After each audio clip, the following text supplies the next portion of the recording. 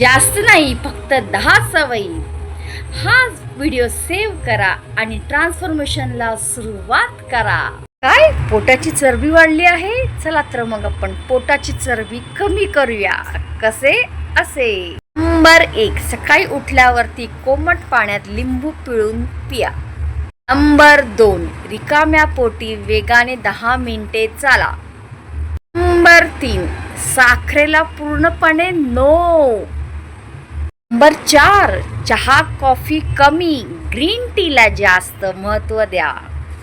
Number 5, दररोज 30 मिनिटे व्यायाम करा.